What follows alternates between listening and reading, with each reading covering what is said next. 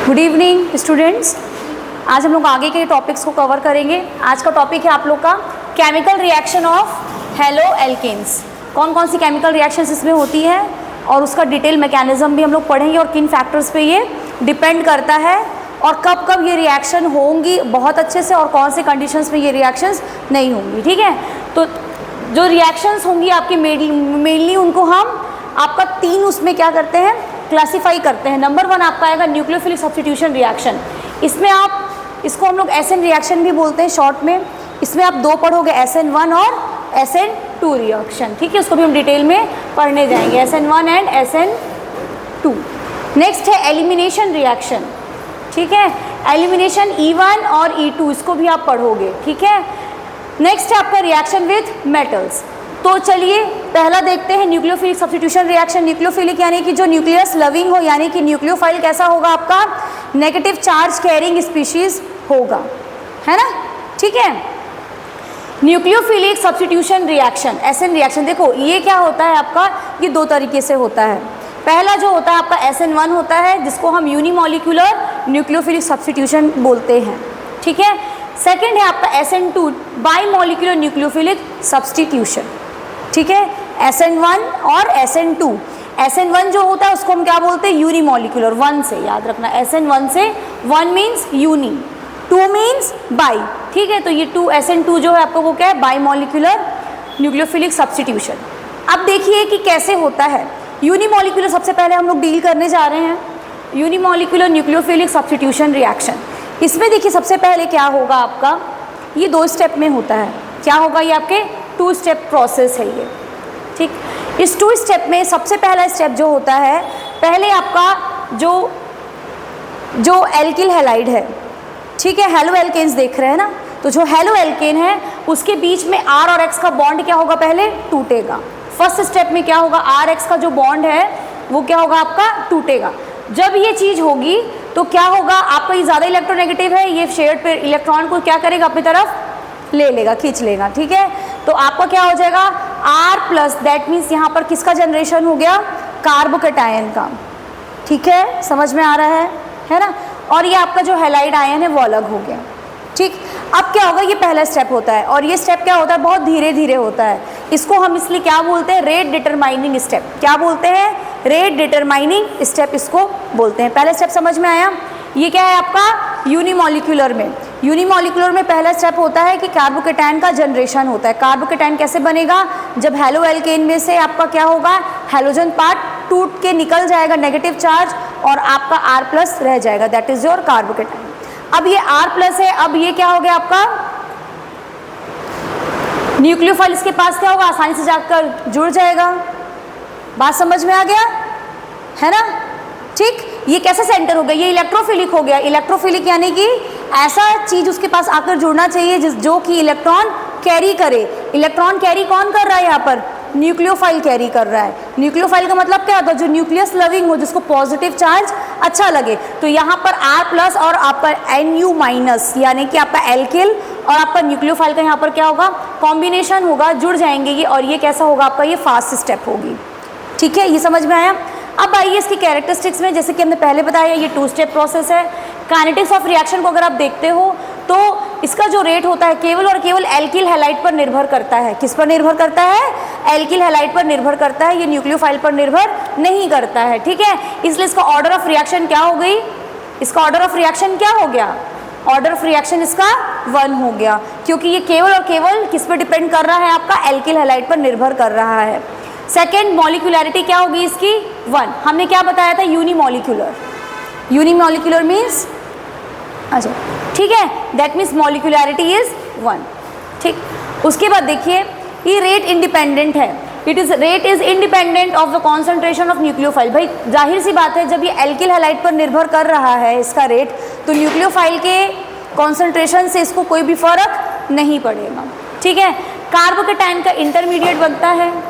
ठीक, जब कार्बोकेटायन का इंटरमीडिएट बनेगा, दैट मीन्स वहाँ पर रीअरेंजमेंट की पॉसिबिलिटी होती है। रीअरेंजमेंट अभी क्या होगा, यहाँ पर हम अभी आपको समझाएंगे कि क्या होगा रीअरेंजमेंट। नेक्स्ट है, ये आपको किस तरह के सॉल्वेंट में होगा, पोलर प्रोटिक सॉल्वेंट पढ़ाया था ना, जिसमें पोल्स भी हों और पोलर प्रोटिक सॉल्वेंट्स कौन से होते हैं? जिसमें हाइड्रोजन डायरेक्टली किससे अटैच रहता है? आपका इलेक्ट्रोनेगेटिव एटम से जुड़ा हुआ होता है, वही होता है ना पोलर प्रोटिक सॉल्वेंट्स। तो यहाँ पर H2O, ROH ये कैसे हैं? आपके पोलर प्रोटिक सॉल्वेंट्स हैं। तो SN1 रिएक्शन जो होती है वो किस में होगी? आपकी पोलर प्रोटिक सॉल्वेंट्स में होगी। इसकी स्टीरियोकेमिस्ट्री में आइए, मतलब कि अब जो एटम्स है उसका अरेंजमेंट कैसा होगा चारों तरफ, ठीक है, स्टीरियोकेमिस्ट्री उसी को कहा जाता है। ठीक, अब ये देखिए यहाँ से आपका ये क्या था? न्यूक्लियोफाइल था, ये निकल गया है, निकल गया न्यूक्लियोफाइल, है ना। न्यूक्लियोफाइल निकल गया तो बच्चे लोग यहाँ पर क्या बचा आपका? C+, न्यूक्लियोफाइल नहीं, sorry leaving group, I am sorry, यहाँ से आपका क्या निकलेगा? हैलोजन ग्रुप निकल जाएगा, है ना। ठीक, यहाँ पर क्या बचा आपका? ये बचा। अब यहाँ पर क्या हो सकता है? देखो दो पॉसिबिलिटी हो सकती है। जो न्यूक्लियोफाइल है वो यहाँ तो या तो क्या करेगा, जहाँ से आपका ये वाला ग्रुप निकला है, हैलोजन निकला है, वहीं पर आकर जुड़ जाए, ठीक है। या एक पॉसिबिलिटी क्या हो सकती है कि न्यूक्लियोफाइल पीछे से आकर यहाँ पर जुड़ जाए, कोई एक चीज़ होगी, या तो ये होगा या फिर ये होगा, दोनों कंडीशन नहीं होंगी, दोनों में से कोई एक कंडीशन होगी। ठीक, जब जहाँ से आपका ये लीविंग ग्रुप निकला है वहीं पर अगर आपका अगर आके न्यूक्लियोफाइल जुड़ जाता है, जैसे यहाँ पर हुआ, न्यूक्लियोफाइल क्या हुआ? यहीं पे जुड़ गया, देखो यहीं से X निकला था ना, है ना, न्यूक्लियोफाइल यहीं पे जुड़ गया। दैट मीन्स कि जो प्रोडक्ट होगा वो कैसा रहेगा? Retention of the configuration. Retention of the configuration का मतलब ये होता है कि अगर ये S था तो ये भी क्या होगा? आपका S होगा, अगर ये R था तो ये भी क्या होगा? आपका R होगा। बात समझ में आ रही है? कॉन्फिगरेशन में किसी भी तरह का परिवर्तन नहीं होगा। ये कंडीशन कब होगी? जब लीविंग ग्रुप जहाँ से निकला है वहीं पर आकर आपका क्या हो जाए? न्यूक्लियोफाइल आकर जुड़ जाए। और अगर जहाँ से लीविंग ग्रुप निकला है उसके अपोजिट डायरेक्शन से आकर अगर न्यूक्लियोफाइल अटैक करता है, मतलब यहाँ से आपका लीविंग ग्रुप हुआ, ठीक है, और न्यूक्लियोफाइल क्या हो रहा है? यहाँ से आकर क्या कर रहा है? देखो अटैक कर रहा है, दिखा? न्यूक्लियोफाइल कहाँ आ गया? यहाँ हो गया। तो यहाँ पर क्या हो गया? आपकी इन्वर्शन हो जाएगा। मतलब जो कॉन्फिगरेशन था, हमने RS आपको पढ़ाया था ना, तो यहाँ पर कॉन्फिगरेशन में चेंज देखने को मिलेगा। अगर ये S था तो ये R हो जाएगा, और अगर ये R था तो ये क्या हो जाएगा? आपका S हो जाएगा। बात समझ में आई? SN1 समझ में आया? क्लियर हुआ? SN1 हुआ कि नहीं हुआ? ठीक, देखो थ्योरेटिकली जब हम बात करते हैं तो रेसिमिक मिक्सचर बनना चाहिए। भाई ये भी बन सकता है, न्यूक्लियोफाइल की मर्जी, वो यहाँ से जुड़े चाहे यहाँ से जुड़े। तो थ्योरेटिकली अगर हम बात करते हैं तो दोनों चीज़ें बनती हैं, लेकिन जब एक्सपेरिमेंटली करते हो ना तो इन्वर्जन प्रोडक्ट जो होता है, यानी ये वाला जो प्रोडक्ट है ये प्रीडोमिनेट करता है, मतलब आपको ये वाला प्रोडक्ट देखने को मिलता है। बात समझ में आ रही है? ठीक है, और थोड़ा सा मिला जुला प्रोडक्ट आपको देखने को मिलेगा। बात समझ में आई? अगर आपका रिएक्टेंट S था, S कॉन्फ़िगरेशन का रिएक्टेंट था, ठीक है, तो आपको R देखने को मिलेगा और S+R देखने को मिलेगा। बात समझ में आई? आपको ये प्रोडक्ट मिलेगा, कुछ मिक्सचर भी मिलेगा आपको और कुछ क्या मिलेगा आपको? इन्वर्टेड प्रोडक्ट भी क्या होगा? आपको मिलेगा। ठीक है, उसके बाद बात आती है कि रिएक्टिविटी की अगर हम बात करते हैं कि SN1 रिएक्शन की जो रिएक्टिविटी होती है वो निर्भर करती है कार्बोकेटाइन की स्टेबिलिटी पे। अगर ये आपका स्टेबल है, कार्बोकेटाइन जो बना था अगर वो आपका स्टेबल है तो उतने ही अच्छे से आपका SN1 रिएक्शन होगी। अगर वो स्टेबल है ही नहीं तो रिएक्शन आपकी क्या होगी? इस तरह से प्रोसीड नहीं कर पाएगी। नेक्स्ट है आपका SN1 रिएक्शन इन चीज़ों पर नहीं होता, याद रखिएगा, ये दोनों पे अप्लाई होगा आपका।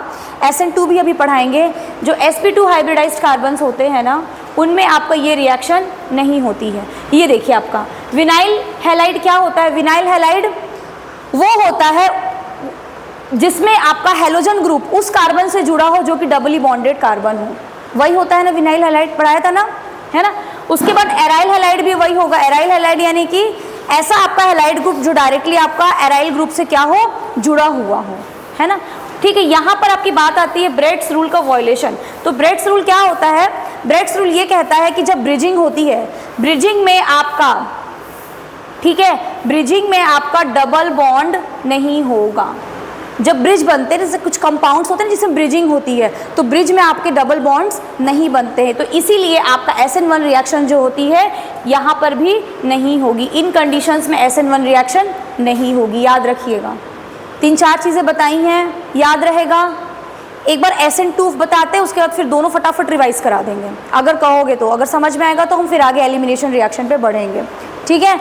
नेक्स्ट आइए आपका, नेक्स्ट है आपका SN2 रिएक्शन। SN2 नाम से समझ में आ रहा है, it is what? It is by molecular reaction, ठीक है, बाइमोलिकुलर रिएक्शन है। देखो यहाँ पर क्या होगा, मैकेनिज्म में इसमें क्या होता है, ये एक ही स्टेप में होता है, it is a single step process. यहाँ पर आपका कार्बोकेटायन का जनरेशन, फिर न्यूक्लियोफाइल का अटैक, ये सब चीज़ें स्टेप में नहीं होंगी, ये सब चीज़ें क्या होंगी, इकट्ठा होंगी। एक तरफ से आपका लीविंग ग्रुप जा रहा होगा, मतलब बात समझो, जैसे समझ लो कि मैं लीविंग ग्रुप हूँ, ठीक है, मैं एक तरफ से जाऊंगी और दूसरे तरफ से आपका क्या होगा, न्यूक्लियोफाइल आएगा।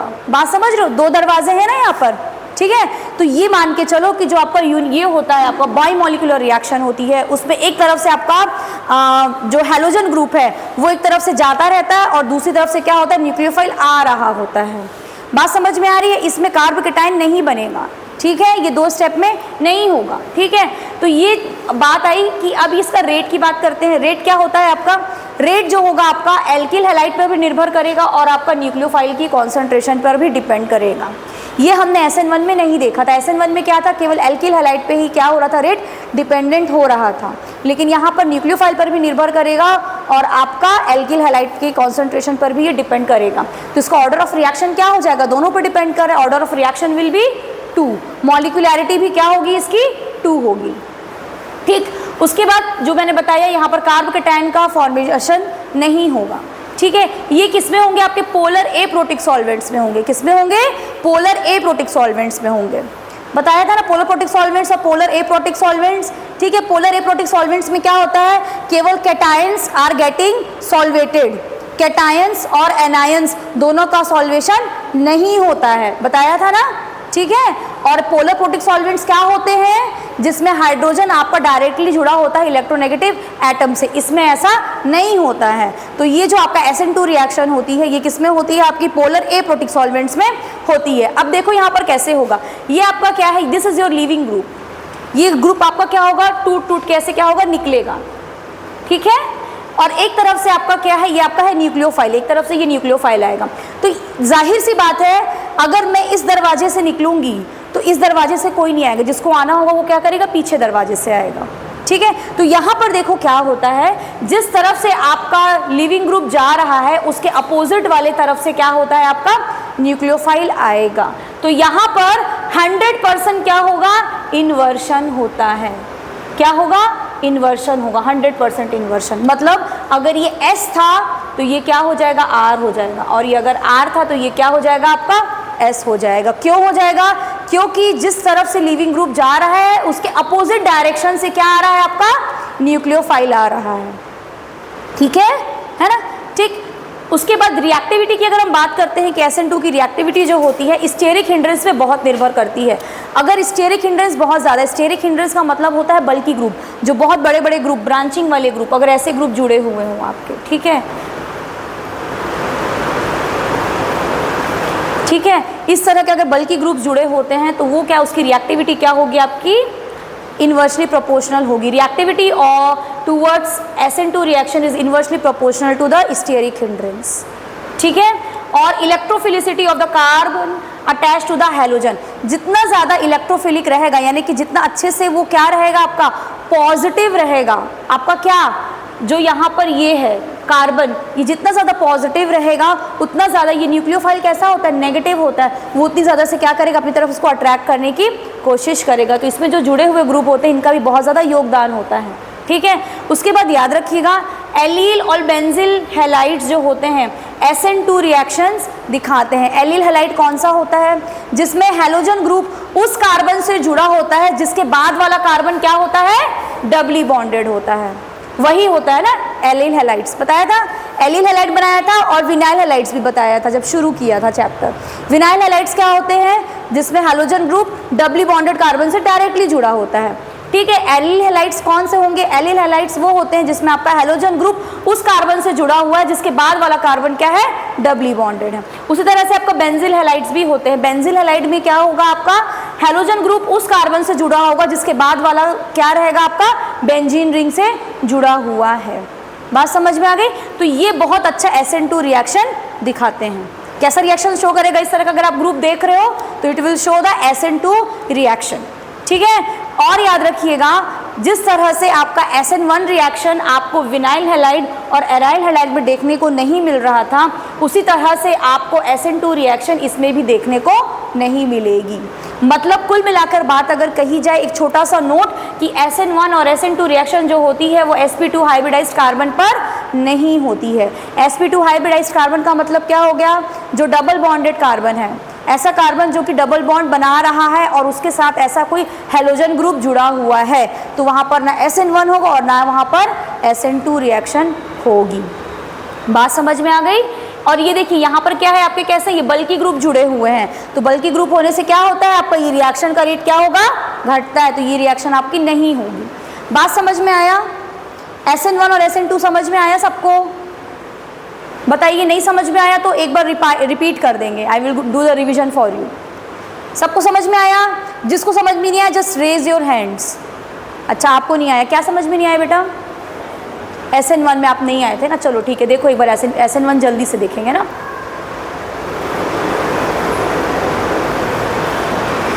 SN1 रिएक्शन में क्या होता है आपका, ये आपका 2 स्टेप प्रोसेस होता है, ये है आपका, ठीक है। 2 स्टेप प्रोसेस में क्या होगा, पहले आपका एल्किल हैलाइड क्या होगा, टूट जाएगा। एल्किल हैलाइड के टूटने से क्या बनेगा आपका R+ यानी कि कार्ब केटाइन बनेगा, और ये आपका X-, ये आपका क्या हो गया, लिविंग ग्रुप हो गया, ठीक है। अब बात होती है इस पर आकर किसका अटैक होगा, न्यूक्लियोफाइल का होगा। पहला स्टेप जो होता है वो बहुत धीरे होता है, यानी ये जो चीज़ बनेगी, जो प्रोडक्ट आपका बनेगा वो बहुत धीरे धीरे बनेगा। इसको हम इसलिए क्या बोलते हैं, रेट डिटरमाइनिंग स्टेप, RDS, ठीक है। उसके बाद जब ये आपका प्रोडक्ट बन गया, फर्स्ट स्टेप में ये प्रोडक्ट आपका बन गया, अब इसके पास क्या आएगा, न्यूक्लियोफाइल आकर क्या होगा, अटैच होगा, ठीक है। अगर हम बात करते हैं ऑर्डर की, तो इसका ऑर्डर क्या होगा, 1 होगा, क्योंकि आपका जो रेट ऑफ रिएक्शन है वो किस पर निर्भर करता है, केवल और केवल एल्किल हैलाइड पर निर्भर कर रहा है, यानी कि इस पर निर्भर कर रहा था, ये न्यूक्लियोफाइल पर डिपेंडेंट नहीं होता, इसलिए ऑर्डर ऑफ रिएक्शन क्या होगी इसकी, 1 होगी। और ये कैसा है आपका, मॉलिक्यूलैरिटी क्या होगी इसकी, वो भी 1 होगी, ठीक है। उसके बाद बात आती है यहाँ पर, ये जो इंपॉर्टेंट है, यहाँ पर बात आती है कि प्रोडक्ट कैसा बनेगा। तो प्रोडक्ट आपका क्या हो सकता है, न्यूक्लियोफाइल के अटैक पर निर्भर करता है। अगर लीविंग ग्रुप, ये आपका क्या था, ये ग्रुप यहाँ से निकल रहा था, देखो एक बार,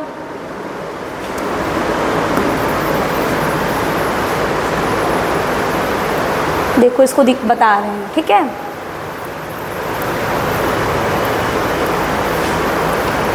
लिविंग ग्रुप कौन सा इसमें, ये बताइए मुझे, जिनको समझ में आया है वो बताइए, क्या है यहाँ पर लिविंग ग्रुप, बोलो। यस, ये आपका क्या है, यहाँ पर लिविंग ग्रुप है, ये यहाँ से निकल जाएगा, ठीक, ये निकल गया, कार्ब केटाइन बन गया, जगह खाली हो गई। अब बात आती है कि जो न्यूक्लियोफाइल आ रहा है वो किधर से आएगा, या तो जहाँ से निकला है वहीं पर आकर जुड़ जाए न्यूक्लियोफाइल, पहला चीज़ ये हो सकता है। अगर वैसे ही वहीं पे आकर जुड़ जा रहा है, मतलब कि किसी भी तरह का कोई भी परिवर्तन नहीं आया है कॉन्फ़िगरेशन में, इसको हम बोलते हैं रिटेंशन। क्या बोलते हैं, रिटेंशन। लेकिन अगर ऐसा नहीं हुआ है, अगर ऐसा नहीं हुआ है तो आपका न्यूक्लियोफाइल कहाँ आएगा, पीछे से आएगा, ठीक है। अगर वो पीछे से आकर अटैक कर रहा है, ठीक है, तो क्या होगा, इसको हम बोलते हैं इन्वर्जन। क्या बोलेंगे, इन्वर्जन। बात समझ में आ गई। तो थ्योरेटिकली क्या होता है, दोनों प्रोडक्ट बनने चाहिए, लेकिन जब आप एक्सपेरिमेंटली देखते हो तो मोस्टली आपका इन्वर्जन वाला प्रोडक्ट बनता है, जो कि इस पर आपका क्या होता है, डोमिनेट करता है, और मिले जुले दोनों चीज़ें बनती है। ये भी बनेगा, रिटेंशन वाला भी बनेगा, इन्वर्जन वाला भी बनेगा, लेकिन इन्वर्जन वाला ज़्यादा बनेगा, ठीक है। आई बात समझ में, ये चीज़ है, ठीक।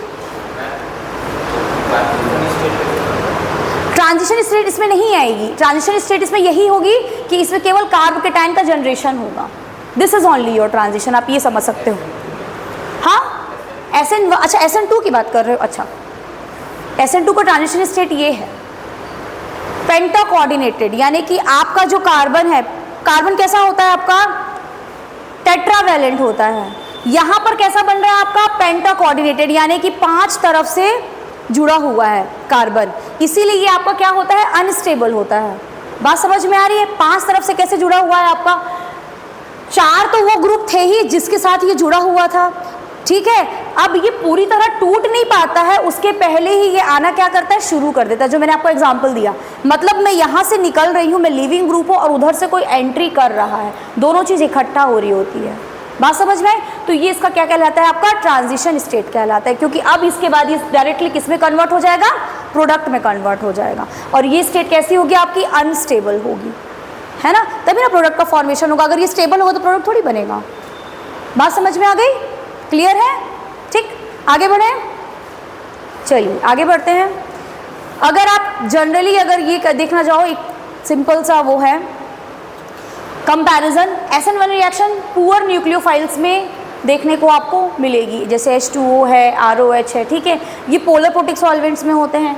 SN2 रिएक्शन जो होती है high concentration of good nucleophile, अच्छे न्यूक्लियोफाइल इसमें होना चाहिए, ठीक है, SN2 रिएक्शन में, और ये किस में होंगे, आपके पोलर ए प्रोटिक सॉल्वेंट्स में होंगे, ठीक है।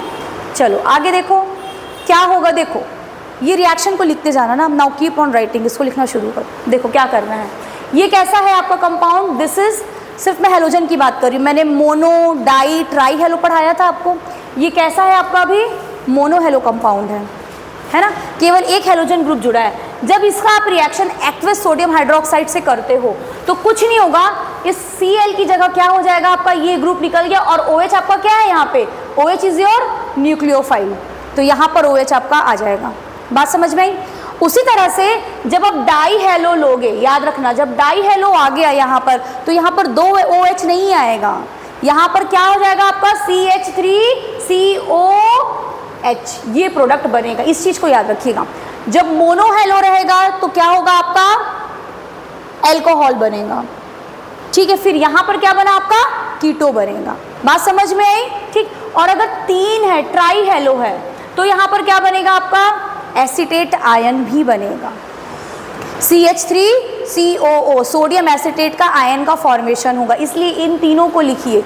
यहाँ पर किस चीज प्रोडक्ट अलग क्यों हो रहा है, क्योंकि आपका रिएक्टेंट जो है ना वो मोनो डाई और ट्राई हेलो है, इसीलिए यहाँ पर आपका प्रोडक्ट भी क्या होगा, चेंज हो जाएगा। बात समझ में आ रही है ना, इसको लिख लीजिए जल्दी से।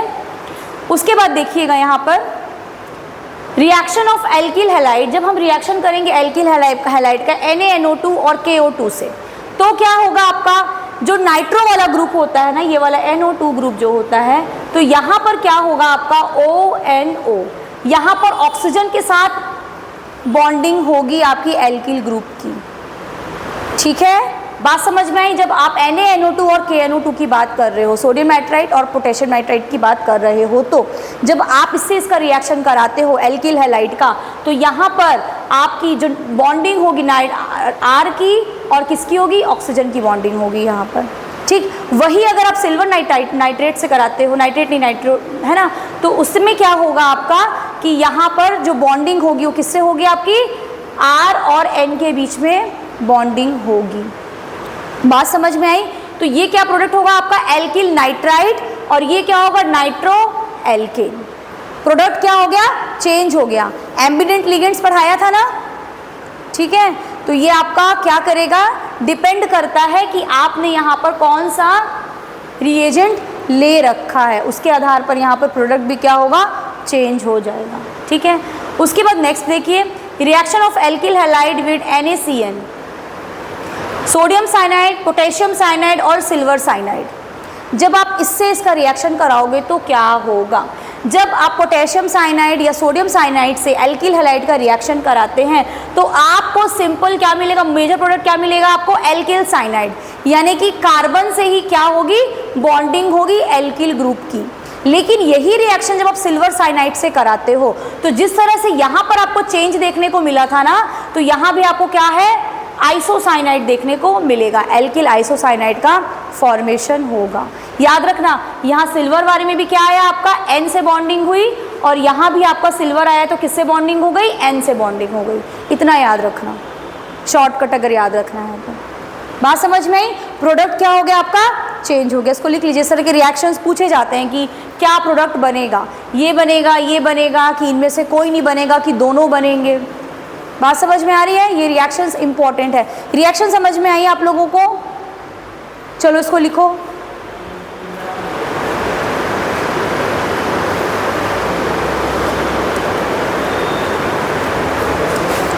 नेक्स्ट है आपका एलिमिनेशन रिएक्शन। एलिमिनेशन का मतलब समझ में आता है ना, क्या होता है एलिमिनेशन का मतलब, निकालना, ठीक है। हमको यहाँ से क्या करना है, मॉलिक्यूल से आपका एटम्स को क्या करना है, रिमूव करना है। अब किसको रिमूव करना है ये देखिए, ठीक। ये भी आपके क्या होंगी, दो होंगी, E1 और E2। E1 यानी यूनिमॉलिक्यूलर एलिमिनेशन और E2 यानी कि बाईमॉलिक्यूलर एलिमिनेशन। फर्स्ट आप पढ़ोगे डीहाइड्रोहेलोजिनेशन ऑफ हैलाइड। डीहाइड्रोहेलोजिनेशन यानी कि हाइड्रोजन और हैलाइड ये दोनों आपको निकालना है, ठीक है ना, ठीक। तो पहला नंबर पढ़ते हैं बाईमॉलिक्यूलर एलिमिनेशन। इसको हम और भी नाम से बोलते हैं, इसको 1-2 एलिमिनेशन भी बोलते हैं। 1-2 एलिमिनेशन का मतलब पहले पोजीशन से और दूसरे पोजीशन से। पहले और दूसरे पोजीशन को एक और नाम बोलते हैं, क्या बोलते हैं, अल्फा और बीटा, ठीक है। तो उसके दो नाम और होते हैं, 1-2 एलिमिनेशन या फिर अल्फा बीटा एलिमिनेशन, ठीक है। अब इसमें क्या होता है, ये सिंगल स्टेप प्रोसेस होता है, इसमें किसी भी तरह का इंटरमीडिएट आपको नहीं देखने को मिलेगा, ठीक है। यहाँ पर क्या हो गया, आपकी ट्रांजिशन स्टेट होगी। अब देखो अल्फा पोजीशन से आपको क्या करना है, ये आपका हैलोजन ग्रुप ये निकाल दिया। बीटा पोजीशन से आपको क्या करना है, हाइड्रोजन निकालना है। नाम क्या है इसका, डीहाइड्रो हैलोजिनेशन, यानी कि हाइड्रोजन और हैलोजन दोनों को निकालना है, ठीक है। जब ये प्रोसेस शुरू होगा आपका, तो यहाँ पर आपका क्या आएगा, एक बेस भी आएगा साथ में, ठीक है। जब ये बेस आएगा तो यहाँ पर देखो क्या होगा, ये ग्रुप निकल गया और आपका ये ग्रुप क्या हो गया, साथ में इसके बॉन्ड करके निकल जाएगा, बेस आएगा। ये H+ है ना, बेस कैसा होता है, माइनस होता है ना, ठीक है। तो ये बॉन्डिंग कर लेगा आपका, ये आपका निकल जाएगा, ठीक। अब जब ये दोनों ग्रुप यहाँ से, ये दोनों आपके क्या हो गए, निकल गए, ठीक है। तो डबल बॉन्ड क्या आएगा आपका, इस पोजीशन में आपकी क्या हो जाएगी, डबल बॉन्डिंग हो जाएगी। ये देखो अल्फा और बीटा में क्या हो जाएगा, अल्फा बीटा कार्बन के बीच में क्या हो जाएगा, आपका डबल बॉन्ड आ जाएगा, ठीक है। और आपका ये हैलोजन निकल गया और ये आपका हाइड्रोजन बेस के साथ कंपाउंड बनाकर अलग निकल जाएगा। समझ में आया, बीटा एलिमिनेशन, ठीक है। Alpha beta elimination, E2 bimolecular elimination. अब देखो ये क्या होता है, इसका रेट जो होता है ये दोनों चीज़ पर निर्भर करेगा। कौन सी दो चीज़ों पर, आपका एल्किल हैलाइड पर भी और बेस में भी, बेस और आपका एल्किल हैलाइड, ठीक है। और इसका इसलिए इसका ऑर्डर क्या होगा, रिएक्शन का 2 होगा। दोनों मॉलिक्यूलैरिटी इसमें इन्वॉल्व हो रही है, इसलिए इसकी मॉलिक्यूलैरिटी क्या हो गई, आपकी 2 हो गई। अब बात होती है कि रेट किस पर निर्भर करेगा, ये निर्भर करेगा स्टेबिलिटी ऑफ एल्कीन। जो एल्कीन यहाँ पर बन रहा है, देखो यहाँ पर क्या बना है, एल्कीन का फॉर्मेशन हुआ है। जितना स्टेबल एल्कीन होगा उतना अच्छा ये क्या होगा, आपका रिएक्शन होगा, ठीक है। अब जब हम बात करते हैं कि ये आपका डिपेंड करता है, एल्किल हैलाइड पर भी डिपेंड कर रहा है ना, और आपका बेस पर भी ये क्या कर रहा है, डिपेंड करता है। तो अगर हम इस चीज़ को ध्यान में रखते हुए हम बात करें आपके रेट डिटरमाइनिंग स्टेप की, तो ये किस पर डिपेंड करेगा, कार्बन और हाइड्रोजन के बीच का बॉन्ड और कार्बन और हैलोजन के बीच का बॉन्ड, क्योंकि यही बॉन्ड टूट रहा है ना, यही बॉन्ड टूट रहा है ना, तो इसके बॉन्ड पर भी आपका ये जो है RDS रेट डिटरमाइनिंग स्टेप जो है वो निर्भर करेगा, ठीक है। इसका मतलब ये हो रहा है, इस पर डिपेंड करने का मतलब क्या हो रहा है, इसकी स्ट्रेंथ पर। बॉन्ड अगर ज़्यादा स्ट्रेंथ होगी बॉन्ड की तो बॉन्ड टूटेंगे नहीं ना, बात समझ में आ रही है। तो यहाँ पर कार्बन और हाइड्रोजन के बीच का बॉन्ड, जो हाइड्रोजन निकलने वाला है, प्लस कार्बन और हैलोजन के बीच के बॉन्ड की बात हो रही है, उस पर आपका रेट डिटरमाइनिंग स्टेप क्या होता है, निर्भर करता है, ठीक है। इसमें इस रिएक्शन को अगर आपको करानी है तो कौन से रिएजेंट की आपको ज़रूरत पड़ेगी, उसके लिए आपको एल्कोहलिक KOH चाहिए, हीट चाहिए साथ में, ठीक है। NH2 सोडामाइड, ये सब आपको क्या चाहिए, ये आपको रिएजेंट्स लगेंगे अगर आपको ये रिएक्शन करानी है तो। उसके बाद आप आ जाओ स्टीरियोकेमिस्ट्री में। स्टीरियोकेमिस्ट्री यानी कि आगे जाकर जो प्रोडक्ट बनेगा वो किस तरह का बनेगा। डबल बॉन्ड जो है यहाँ पर क्या बन रहा है, आपका एल्कीन बन रहा है ना, बाद में क्या बन रहा है आपका एल्कीन, ठीक है। अल्फा और बीटा कार्बन के बीच में डबल बॉन्ड आ रहा है। लेकिन अगर हम बात करें यहाँ पर अभी एंटी एलिमिनेशन की, एंटी एलिमिनेशन कहने का मतलब होता है कि यहाँ पर अब देखो क्या होगा, ये तो ग्रुप निकलेगा ही निकलेगा, इस कंपाउंड को देखिए, ये ग्रुप तो निकलेगा ही निकलेगा। अब बात आती है हाइड्रोजन की कि कौन सा हाइड्रोजन निकलेगा, ये वाला हाइड्रोजन निकलेगा कि ये वाला हाइड्रोजन निकलेगा, बात समझ में आ रही है। तो यहाँ पर भी आपकी दो चीज़ें होंगी। देखो, leaving group and beta hydrogen must be anti to each other. Anti यानी कि एक दूसरे के अपोजिट, सिन और एंटी होता है। एंटी मान के चलो ट्रांस, ठीक है। अब देखो क्या होगा, आपने यहाँ रिएजेंट लगा दिया अल्कोहलिक KOH और आपने इसको क्या कर दिया, हीट कर दिया। चलो देखो यहाँ पर क्या होगा। अब देखो, अगर आप सेटजेफ का रूल अगर फॉलो होता है तो क्या होगा, हाइड्रोजन क्या निकलेगा, यहाँ से निकलेगा। बात समझ में आ रही है?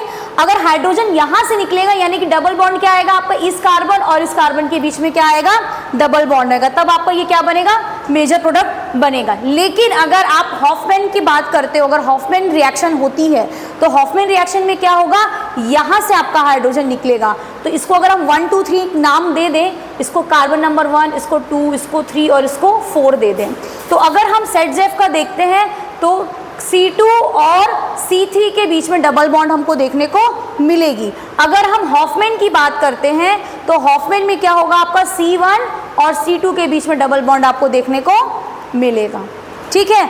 लेकिन जब ये रिएक्शन आपकी होती है इस रिएजेंट के प्रेजेंस में, तो आपका सेटजेफ वाला जो प्रोडक्ट होता है वो क्या होता है, आपका मेजर प्रोडक्ट होता है। और ये प्रोडक्ट जो होता है वो आपका कैसा होगा, माइनर प्रोडक्ट होगा।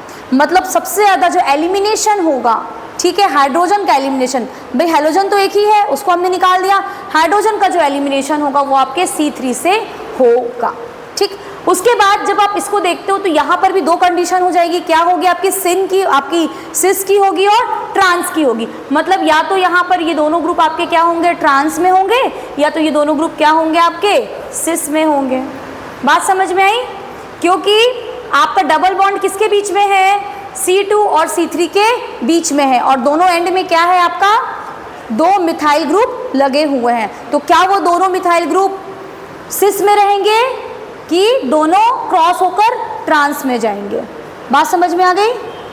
ठीक है, समझ में आना ये वाला, आगे बढ़े, ठीक, चलो आगे बढ़ते हैं। सेटजेफ या फिर जेटसेफ का जो रूल होता है उसमें आपका ज़्यादा स्टेबल एल्कीन बनता है, और हॉफमैन की जो एल्कीन होती है वो क्या होती है, आपकी लेस स्टेबल होती है। इसलिए मेजर प्रोडक्ट किसका होता है, आपका सेटजेफ वाला ज़्यादा मेजर प्रोडक्ट आपको देखने को मिलेगा। देखो, when an alkyl halide has more than one type of beta hydrogen, mixture of product is form, फिर आपको क्या है ना, मिक्सचर देखने को मिलेगा। यहाँ से भी हाइड्रोजन निकलेगा, वहाँ से भी हाइड्रोजन निकलेगा, then you have to see the mixture. अब बात आती है जिमिनल और विसिनल डाइहैलाइड की। जिमिनल का मतलब क्या होता है, एक ही कार्बन पे आपके दो हैलाइड ग्रुप जुड़े हुए हों, ठीक है, इसी कार्बन पे आपका क्या है, दो हैलाइड ग्रुप जुड़ा हुआ है, ठीक है। जब इसको आप रिएक्शन NaNH2 से कराओगे, आपने रिएजेंट लिया ये वाला, तो यहाँ पर क्या होगा, देखो मैंने क्या कहा था आपसे, एंटी होता है। एंटी यानी कि अगर ये वाला ब्रोमीन निकल रहा है तो ये वाला हाइड्रोजन निकलेगा, निकल गया। बात समझ में आ रही है ना? मतलब बगल बगल वाला नहीं निकलेगा। देखो यहाँ पर इसके बगल वाला जो था वो क्या होगा, वो नहीं निकलेगा, ठीक है। अगर ये वाला ब्रोमीन निकला है तो इसके एंटी वाला ये वाला हाइड्रोजन निकलेगा, निकल गया ना, ठीक। उसके बाद फिर आपने और रिएजेंट ऐड किया और आगे रिएक्शन कराई, तो अब ये भी आपका क्या होगा, निकल जाएगा। एलिमिनेशन हो गया, डीहाइड्रोहेलोजिनेशन एलिमिनेशन रिएक्शन यहाँ पर हो गई। तो यहाँ पर आपका क्या हो गया, ट्रिपल बॉन्ड आ गया, एल्काइन का फॉर्मेशन हो गया। किसका फॉर्मेशन हो गया, एल्काइन का, ठीक। ये बात होती है आपकी जिमिनल डाइहैलाइड की, ठीक है।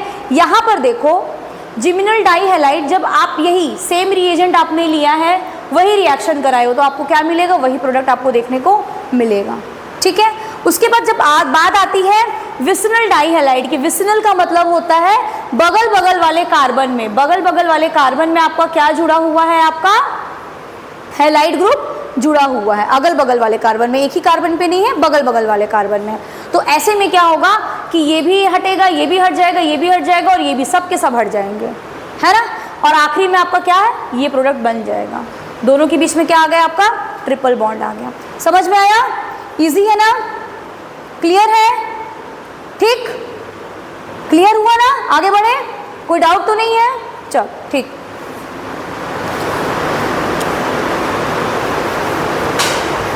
जनरली आपको देखने को क्या मिलेगा, सेटजेफ का ही जो एल्कीन है वही आपका मेजर प्रोडक्ट रहता है, लेकिन किसी किसी केस में आपको हॉफमैन का प्रोडक्ट भी देखने को मिलेगा, जो कि हमारा माइनर प्रोडक्ट था। वो किस केस में होगा? जब आपका बल्कि बेस प्रेजेंट हो। बेस आ रहा था ना वहाँ पर, जब बेस आपका क्या हो? बल्कि हो। जब बल्कि बेस होगा तो क्या होगा? आपका हॉफमैन की एल्कीन का फॉर्मेशन होगा। किसका फॉर्मेशन होगा? हॉफमैन की एल्कीन का फॉर्मेशन होगा जब बल्कि ग्रुप आएगा। बल्कि ग्रुप यानी कि जब बल्कि बेस आएगा, बहुत हैवी बेस आएगा, तब वो क्या करेगा? आपका हॉफमैन का प्रोडक्ट बनाएगा, सेट-जेफ का प्रोडक्ट नहीं बनाएगा। और जब नॉर्मल है आपका, then it will be Saytzeff की एल्कीन बनेगी। ठीक है ना? नेक्स्ट आइए आपका E1, यूनिमोलिकुलर एलिमिनेशन। ये भी आपका क्या होता है? ये 2 स्टेप का प्रोसेस है। अब इसमें क्या होगा? आपका कार्बोकेटाइन की, जब भी 2 स्टेप है तो क्या होना है? उसका कार्बोकेटाइन का जनरेशन होना ही होना है। और पहला स्टेप हमेशा क्या होता है? स्लो होता है, इसलिए ये आपका क्या होगा? रेट डिटरमाइनिंग स्टेप होता है, RDS। ठीक है, यहाँ पर आपका क्या बन गया? कार्बोकेटाइन बन गया। यहाँ से आपका क्या हो गया? हैलोजन ग्रुप रिमूव हो गया। अब यहाँ पर क्या होगा? आपका बेस आएगा और यहाँ से एक हाइड्रोजन, यहाँ पर ये किसी में से भी एक हाइड्रोजन को क्या करेगा? वो रिमूव कर लेगा और वहाँ पर क्या आ गया? आपका डबल बॉन्ड आ जाएगा। बात समझ में आ गई है ना? ठीक। इसकी अगर हम काइनेटिक्स की बात करते हैं तो ये केवल और केवल किस पे डिपेंड कर रहा है? आपका एल्किल हैलाइड पर ही निर्भर कर रहा है, बेस पर निर्भर नहीं कर रहा है। इसलिए इसका ऑर्डर ऑफ रिएक्शन भी 1 होगा और मॉलिक्यूलैरिटी भी क्या हो गई? 1 हो गई। ठीक है। रेट ऑफ E1 रिएक्शन की अगर आप बात करते हो तो ये डिपेंड करेगा कार्बोकेटाइन की स्टेबिलिटी पर। जितना स्टेबल रहेगा उतना अच्छा क्या रहेगा? रेट आपको देखने को मिलेगा E1 का। ठीक। अगर आप यहाँ पर बात करते हो रेट डिटरमाइनिंग स्टेप की, तो रेट डिटरमाइनिंग स्टेप यहाँ पर हो क्या रहा है? रेट डिटरमाइनिंग स्टेप में बताओ क्या हो रहा है? हैलोजन ग्रुप अलग हो रहा है एल्किल ग्रुप से, मतलब कि हैलोजन का X, मतलब हैलोजन मीन्स X, और एल्कील का कार्बन यानी C और X के बीच का जो बॉन्ड स्ट्रेंथ है उस पर निर्भर करेगा आपका रेट डिटरमाइनिंग स्टेप। बात समझ में आ गई? क्योंकि रेट डिटरमाइनिंग स्टेप के बाद क्या हो रहा है? आपका कार्बोकेटाइन का फॉर्मेशन हो रहा है, तो इसलिए आपका जो रेट डिटरमाइनिंग स्टेप है कार्बन और हैलोजन के बॉन्ड ब्रेकिंग पर क्या करेगा? निर्भर करेगा। ठीक है। यहाँ पर रिएजेंट क्या ले सकते हो आप? H2O, ROH, polar protic solvent सही है। ठीक है। अब आ जाओ, नेक्स्ट है, थोड़ा सा ये ज़्यादा नहीं है, डीहैलोजिनेशन। डीहैलोजिनेशन ये भी आपका एलिमिनेशन का ही एग्जाम्पल है। देखो आप जब भी किसी चीज़ को निकाल रहे हो ना, that means you are eliminating something. आप कुछ चीज़ को क्या कर रहे हो? एलिमिनेट कर रहे हो, तो वो ऑटोमेटिकली किसका एग्जाम्पल हो गया? एलिमिनेशन रिएक्शन का ही एग्जाम्पल हो गया वो। ठीक है। यहाँ पर जैसे आपने क्या यूज़ किया? जिंक डस्ट का यूज़ किया। कुछ नहीं हुआ, आपने जिंक डस्ट यूज़ किया, हीट किया, यहाँ पर किस चीज़ का रिमूवल करना है? हैलोजन ग्रुप का। हैलोजन ग्रुप निकल गया, जहाँ से हैलोजन ग्रुप हट गया उन दोनों कार्बन के बीच में क्या आ जाएगा? आपका डबल बॉन्ड आ जाएगा। बस यही करना है। ठीक है। यहाँ से दोनों आपका ब्रोमीन हटेगा तो यहाँ के दोनों कार्बन के बीच में क्या आ जाएगा? आपका डबल बॉन्ड आ जाएगा। दिखा? तो इस तरह के क्वेश्चंस आते हैं कि जिंक डस्ट दे दिया, उसके बाद आपके पास ऑप्शन बना दिया कि ये होगा, A नंबर पे ये होगा, B नंबर पे क्या हो सकता है। आपको लगेगा केवल एक ही निकालना है क्या, तो आप केवल एक ही निकाल दिए, है ना। बहुत सारे ऑप्शंस अभी तो समझ में आ रहा है ना, क्योंकि सामने लिखा हुआ है, आपको समझा दिया है। ठीक है। ये बनेगा क्या? D। कौन सा प्रोडक्ट बनेगा? तो सबसे सही ऑप्शन क्या है आपका? ये वाला। दोनों के दोनों जो आपके हैलाइड है वो जिंक डस्ट के प्रेजेंस में क्या होंगे? रिमूव हो जाएंगे, और जहाँ से वो रिमूव होंगे उन कार्बन्स के बीच में क्या आ जाएगा? आपका डबल बॉन्ड आ जाएगा। याद रखिएगा, इस तरह के क्वेश्चंस आते हैं। ठीक। Now come to the last one है ये आपका रिएक्शन विद मेटल्स। फिर आपका ये क्या होगा? कंप्लीट हो जाएगा। रिएक्शन विद मेटल्स की बात करते हो तो ग्रिग्नार्ड रीएजेंट की बात आएगी। ग्रिग्नार्ड रीएजेंट यानी कि RMgX। ठीक। इसको बनाते कैसे हैं? ठीक है। ये बहुत इंपॉर्टेंट रीएजेंट है, ऑर्गेनिक केमिस्ट्री में यूज़ किया जाता है। तो इसको बनाने के लिए आपको क्या करना है? आपने एल्किल हैलाइड लिया और उसका किसके साथ रिएक्शन करा दिया? मैग्नीशियम के साथ रिएक्शन करा दिया in the presence of dry ether. तो यहाँ से आपको बहुत इंपॉर्टेंट कंपाउंड RMgX, जिसको हम ग्रिग्नार्ड रिएजेंट के नाम से जानते हैं, इसका बहुत ज़्यादा उपयोग किया जाता है ऑर्गेनिक केमिस्ट्री में। ठीक है। इसलिए यहाँ पर क्या आपका reaction with metals, Grignard reagent का फॉर्मेशन है ये। ठीक है। उसके बाद अगर आप RMgx का रिएक्शन कराते हो, ये है आपका RMgx, इसका आप रिएक्शन कराते हो, ये पूरे ग्रुप से अगर आप रिएक्शन करा रहे हो तो याद रखो, देखो ये बहुत इंपॉर्टेंट है, यहाँ पर chlorine, bromine, hydroxyl, OR, OPH, ये जितने भी ग्रुप हैं ये तो सब ठीक है, आखिरी में बनना क्या है आपका, केवल और केवल RH बनेगा, और साथ में MgX ये जो है ये वाला ग्रुप, और साथ में ये जो पूरा ग्रुप है दिस इज योर Z। ये बहुत इंपॉर्टेंट रिएक्शन है, इसको अलग अलग उसको करके दिया जा सकता है आपको, ठीक है। कैसे दे सकते हो, जैसे समझ लो, लिखा है CH3MgCl, ठीक है, मैं उसको वैसे करके लिख रही हूँ, ठीक है। उसके बाद आपका लिखा हुआ है HCl, तो क्या बनेगा यहाँ पर बताओ, देख के बताओ क्या बनेगा, बताओ।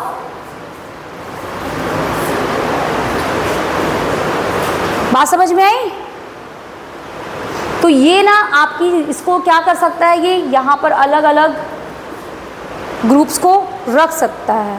बात समझ में आ रही है? तो ये बहुत इंपॉर्टेंट रिएक्शन है, ठीक है।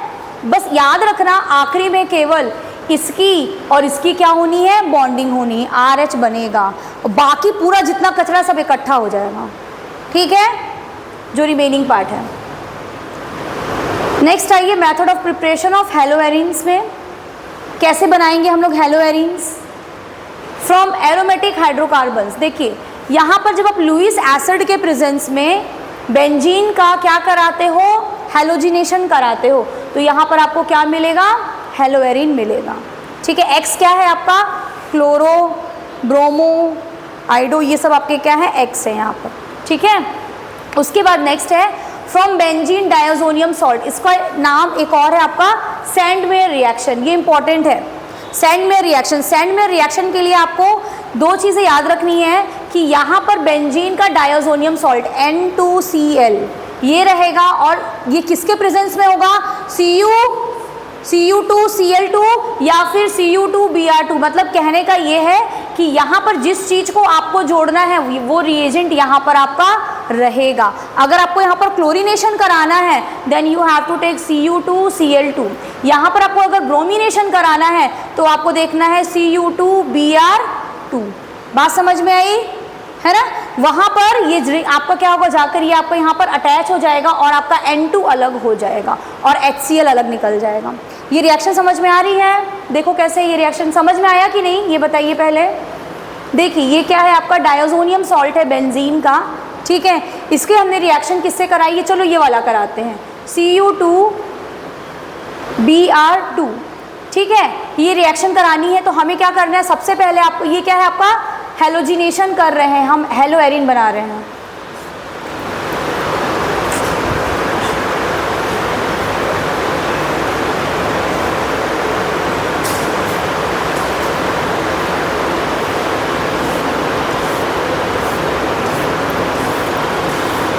ठीक, देखो फिर से ये क्या है आपका N2Cl, ठीक है। यहाँ पर रिएक्शन कराओ Cu2Br2। अब आपसे प्रोडक्ट पूछ रहा है, प्रोडक्ट क्या बनेगा, यहाँ पर जो है आपका हेलोजन वो यहाँ पर आके क्या हो जाएगा, आपका जुड़ जाएगा। बाकी क्या बच गया आपका N2 निकल जाएगा, नाइट्रोजन गैस आपकी क्या होगी, रिलीज हो जाएगी। और क्या बचेगा आपका H, यहाँ से जो H है ना H, और आपका क्या बचेगा Br2 था ना, ठीक है। ये प्रोडक्ट आपका क्या होगा, फॉर्म होगा, ठीक है। नेक्स्ट देख लो, लास्ट है ये, ज़्यादा कुछ नहीं है। और है क्या, हाँ ये थोड़ा सा और है। इसी तरह से आप क्या कर सकते हो, रिप्लेसमेंट कर सकते हो। क्या replacement of diazonium group by iodine does not require the presence of cuprous halide. क्योंकि इसको आप केवल देखो, यहाँ पर हमको यहाँ पर क्या चीज़ की ज़रूरत पड़ गई थी, यहाँ पर हमको क्यूप्रस क्लोराइड चाहिए था, है ना, क्यूप्रस ब्रोमाइड चाहिए था। यहाँ पर हमको उसकी ज़रूरत नहीं पड़ेगी। आप केवल KI से क्या करो, इसको शेक कर दो। बेंजीन का डायज़ोनियम सॉल्ट और पोटेशियम आयोडाइड डाल के अगर आप उसको बस शेक कर दोगे ना तो आपको ये प्रोडक्ट मिल जाएगा। आपको यहाँ पर कोई और रिएजेंट डालने की ज़रूरत नहीं पड़ती है, ये केवल आपको क्लोरीन और ब्रोमीन में करना पड़ता है, ठीक है। उसके बाद नेक्स्ट है ये electrophilic substitution reaction. Electrophilic substitution reaction देखो, ये आपका क्या है, क्लोरोबेंजीन है, ठीक है। क्लोरोबेंजीन का रिएक्शन जब आप FeCl3 से कराओगे तो क्या होगा आपका, इसके पैरा पोजीशन में क्या हो जाएगा, एक और क्लोरीन ग्रुप आके जुड़ जाएगा, ठीक। यही रिएक्शन जब आप इसका क्या कर रहे हैं HNO3 और H2SO4 से कराओगे तो यहाँ पर क्या आएगा, पैरा पोजीशन पे नाइट्रो ग्रुप जुड़ जाएगा। बहुत सिंपल है। जब आप किसी भी मतलब यहाँ पर आप क्या कर रहे हो, इलेक्ट्रोफिलिक सब्स्टिट्यूशन, यानी कि यहाँ पर आपका क्या हो रहा है, सब्स्टिट्यूशन रिएक्शन हो रही है, इलेक्ट्रोफिलिक सब्स्टिट्यूशन रिएक्शन हो रही है। जब आपका कोई भी ऐसा ग्रुप रहेगा और वहाँ पर आप अगर ऐसा कुछ रिएजेंट लेते हो तो आपके पैरा पोजीशन में आकर ये आपके क्या होंगे, आपके जुड़ जाएंगे। उसी तरह से अगर आप देखो तो जितने भी कंपाउंड्स आपके बन रहे हैं सब कहाँ पर जाकर जुड़ रहे हैं, इसका क्या रहेगा आपका, ये क्या है आपका, इलेक्ट्रोफिलिक है ना, तो इलेक्ट्रोफाइल आकर यहाँ पर जुड़ेगा। बात समझ रहे हो, ये आपका क्या होगा, Cl- CH3CO, ठीक है, ये अलग हो गया। यहाँ पर CH3 क्या होगा आपका, इलेक्ट्रोफाइल होगा और Cl- अलग हो गया।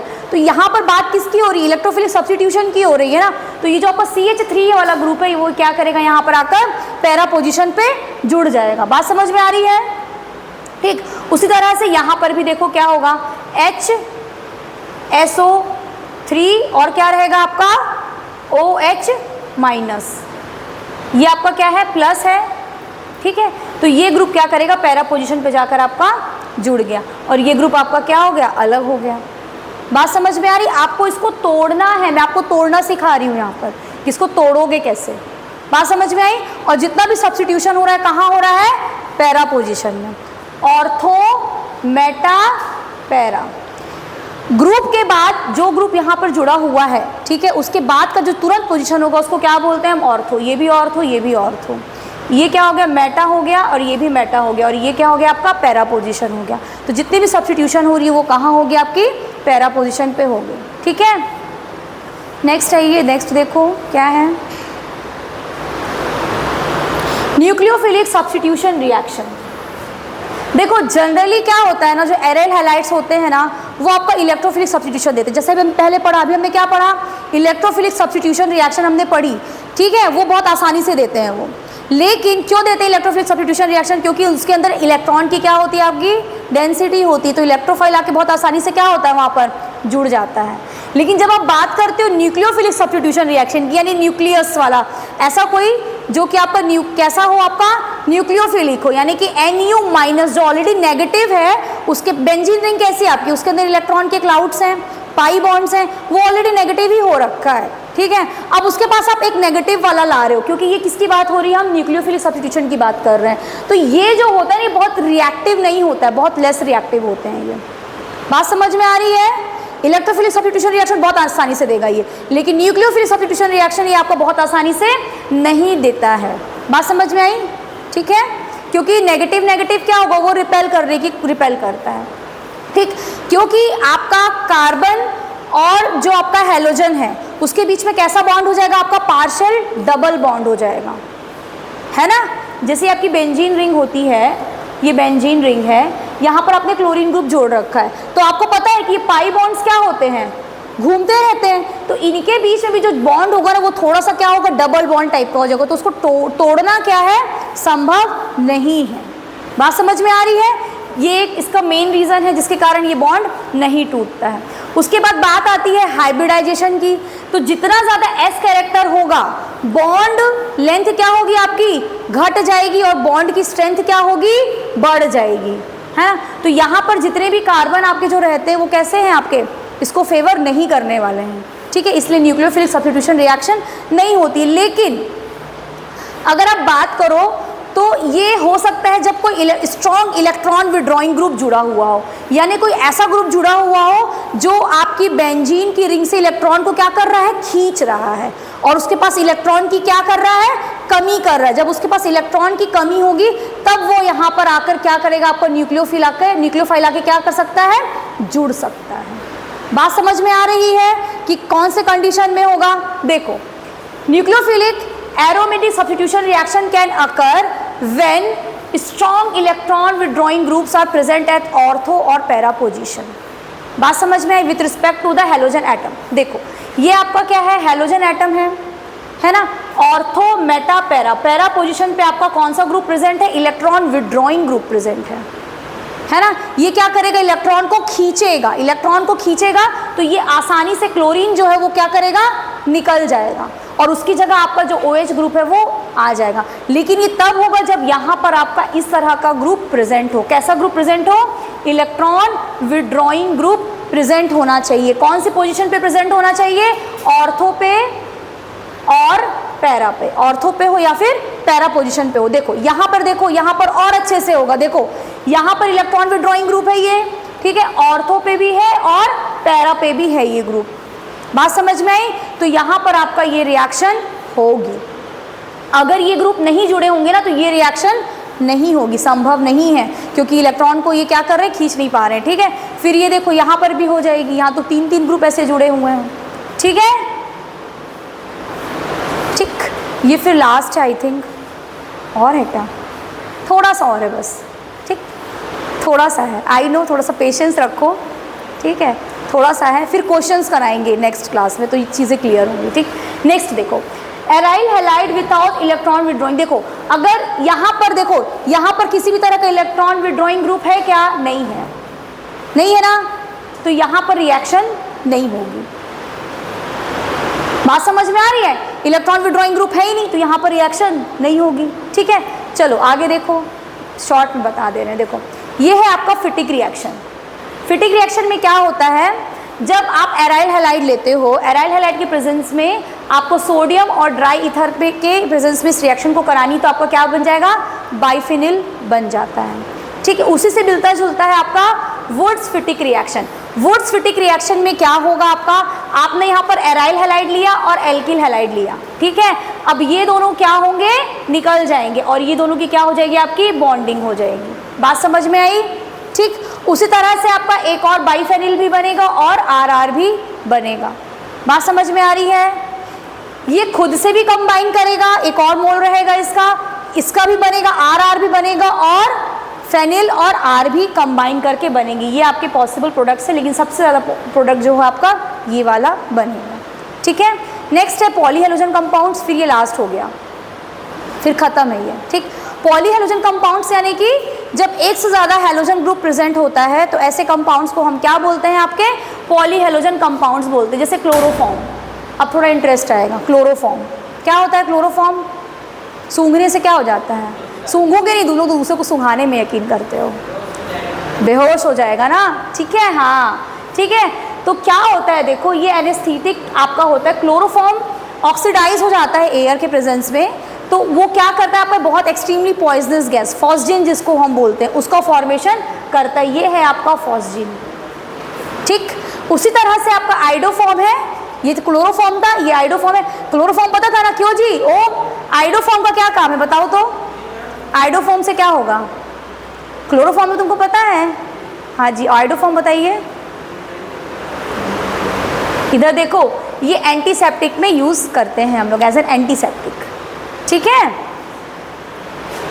चलिए नेक्स्ट देखिए फेरॉन्स। फेरॉन्स क्या होते हैं, आपके क्लोरोफ्लोरोकार्बन्स होते हैं, ठीक है। ये कहाँ से आपके प्रोड्यूस होते हैं, रेफ्रिजरेटर की गैसेस जो होती हैं, एरोसोल प्रोपेरेंट्स होते हैं, एयर कंडीशनर्स जो होते हैं, इनका सबसे ज़्यादा नेगेटिव पॉइंट क्या है क्लोरोफ्लोरोकार्बन्स का, कि ये आपके ओजोन लेयर को क्या करते हैं, डिप्लीट करते हैं, है ना। उसके बाद ये आपका DDT है, जो DDT जो कि आपका एक तरह का इंसेक्टिसाइड है, इसको क्या किया गया है, बैन कर दिया गया है। क्या नाम होता है DDT का, डाइक्लोरो, देखो यहाँ से सीखो, डाइक्लोरो, ठीक है, डाइक्लोरो डाइफेनिल, दो फेनिल ग्रुप है, डाइफेनिल ट्राइक्लोरो इथेन, बहुत इजी नाम है। DDT क्या है, डाइक्लोरो डाइफेनिल ट्राइक्लोरो इथेन, ठीक है। ये इंसेक्टिसाइड है बट इट इज बैंड, ठीक है। आया समझ में, यहीं पे फिनिश करते हैं क्लास, थैंक यू।